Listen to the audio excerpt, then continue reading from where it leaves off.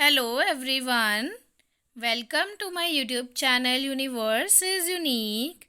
आप सभी का मेरे YouTube चैनल पर बहुत बहुत स्वागत है। आज है संडे नवंबर 5th 2023।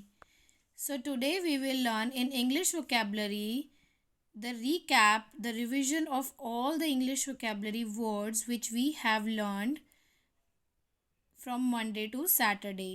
यानी कि हमने पिछले पूरे हफ्ते में सोमवार से लेके शनिवार मंडे टू सैटरडे तक जितने भी इंग्लिश वोकेबलरी वर्ड सीखे हैं हम उन सब को रिवाइज करेंगे सो दैट कि हम उनको याद रख पाएँ और अपनी इंग्लिश राइटिंग और स्पीकिंग में उनको यूज़ कर पाएँ।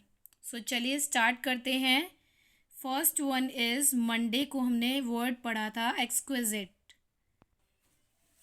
सो मंडे को हमने पढ़ा था एक्सक्विजिट। एक्सक्विजिट का मीनिंग होता है अत्यंत सुंदर, extremely beautiful and pledging, very beautiful और लवली। यानी कि कोई भी चीज़ जो कि बहुत खूबसूरत है, एक्सट्रीमली ब्यूटीफुल, उसके लिए वर्ड यूज़ किया जाता है exquisite. These are the synonyms और antonyms of exquisite and these are the example sentences.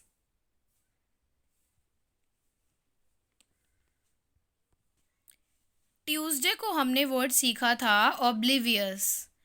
Oblivious का मीनिंग होता है बेखबर या फिर भुलक्कड़, not conscious of something specially what is happening around you. यानी कि ये वर्ड उस पर्सन के लिए यूज़ किया जा सकता है जो बिल्कुल भी कॉन्शियस नहीं है कि उसके आसपास क्या हो रहा है, या फिर उसकी मेमोरी की प्रॉब्लम है, जो कि भूल जाता है, भुलक्कड़ है, जिसकी माइंडफुल अटेंशन नहीं होती है। सो ये है ऑब्लिवियस का meaning. These are the synonyms और antonyms of oblivious and these are example sentences. Wednesday को हमने वर्ड पढ़ा था अप्रीहेंसिव। अप्रीहेंसिव का मीनिंग होता है भयभीत या फिर शंकित, वरीड और afraid that something unpleasant may happen. यानी कि भविष्य की किसी अप्रिय घटना के लिए चिंतित या फिर शंकित होना, यानी वरिड और नर्वस फील करना कि भविष्य में कुछ ऐसा होगा जो कि अनप्लीजेंट है, बैड है, गुड नहीं है। So this is the meaning of apprehensive and these are the synonyms और antonyms of apprehensive and these are example sentences.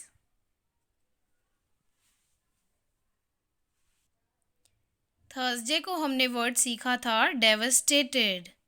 Devastated का मीनिंग होता है कि बिल्कुल तहस नहस हो जाना, तबाह हो जाना, सदमाग्रस्त हो जाना, extremely upset, extremely shocked and upset, अति स्तब्ध होना, परेशान हो जाना, किसी भी बात को लेके डेवस्टेटेड फील करना, यानी कि बिल्कुल तहस नहस हो जाना। जैसे कहते हैं ना कि ये खबर सुन के उसकी तो जैसे पूरी दुनिया ही लुट गई, वो बिल्कुल तबाह हो गया, उसकी ज़िंदगी तहस नहस हो गई।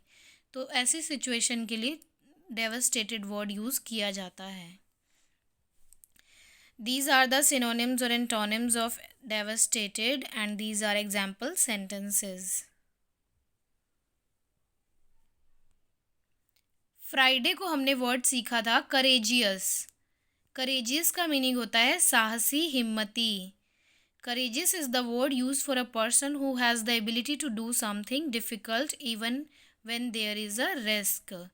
यानी कि courageous वर्ड उस पर्सन के लिए यूज़ किया जाता है जिसमें एबिलिटी है कुछ कठिन काम करने की, तब भी जबकि उस काम में को करने में कोई रिस्क है, यानी कि जो साहसी है, जिसमें साहस है, हिम्मत है कुछ कर दिखाने की।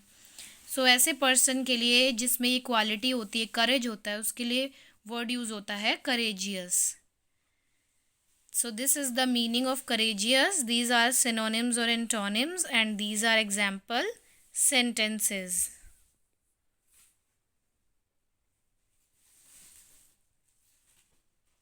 सैटरडे को हमने वर्ड सीखा wide spread.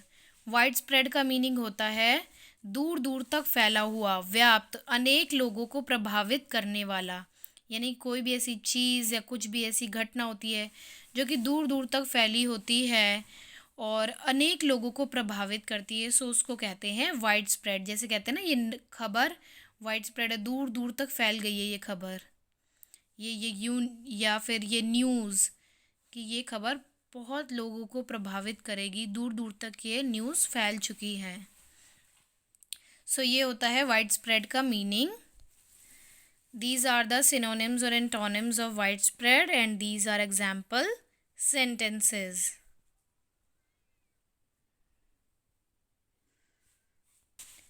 So this is a short revision of all the English vocabulary words जो कि हमने मंडे टू सैटरडे को सीखे हैं। मंडे को हमने वर्ड सीखा है एक्सक्विजिट यानी कि अत्यंत सुंदर, ट्यूसडे को ऑब्लिवियस जिसका मीनिंग है बेखबर या फिर भुलक्कड़, वेंसडे को हमने सीखा है अप्रीहेंसिव यानी कि भयभीत और शंकित, थर्सडे को हमने सीखा है डेवस्टेटेड सदमाग्रस्त या फिर तबाह किया हुआ, फ्राइडे को हमने सीखा है करेजियस साहसी हिम्मती, और सैटरडे को हमने सीखा है वाइड स्प्रेड यानी कि व्यापक दूर दूर तक फैला हुआ।